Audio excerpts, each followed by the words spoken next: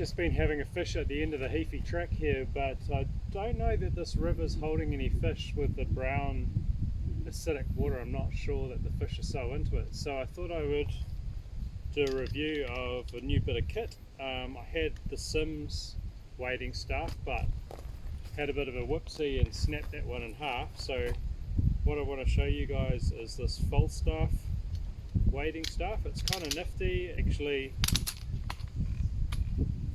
expands itself out and turns into a staff just like that. The joints are kind of different to the Sims. So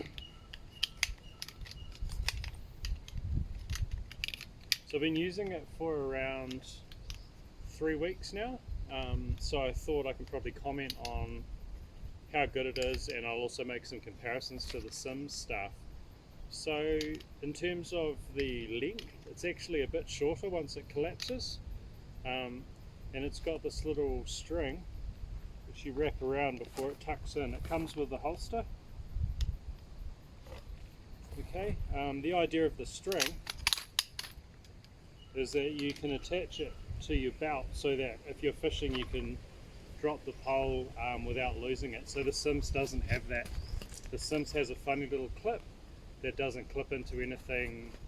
Maybe they sell an accessory, I'm not sure. Lengthwise, 59 inches. So for 6 foot tall it said get 59 inches, the one I've got. As you can see, it's pretty tall. I'm about 180. It's probably about as long as you'd want. I don't think you'd want it any longer, but of course when you go into deep rivers it's ideal when it's on an angle like that, but for walking on dry land it does seem a bit tall, and I find sometimes I'll be holding it like that if I'm walking on dry land.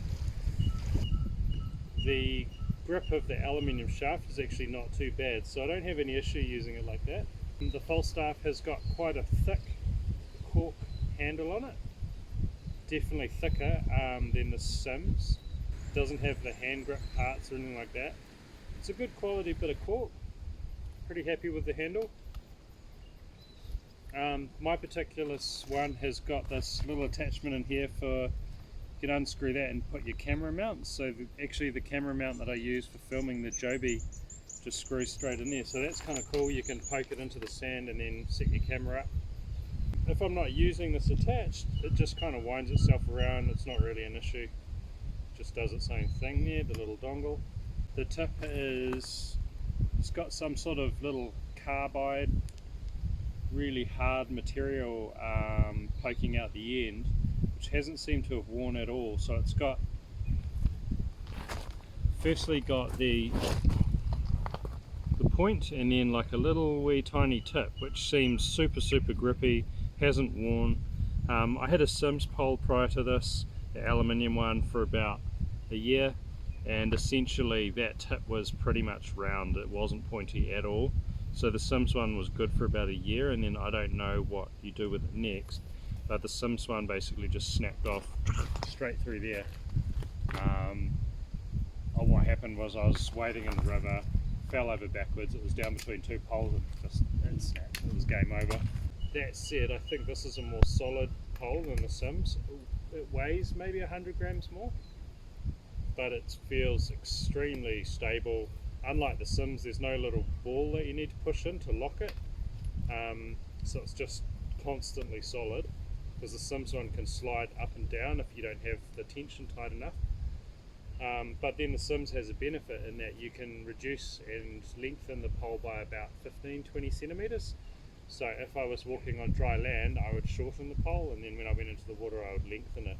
Whereas this one is just a single length, can't adjust it.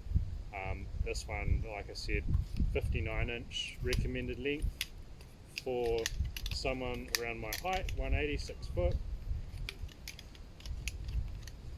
So I've just collapsed it there, wrap that little string dongle, stow it.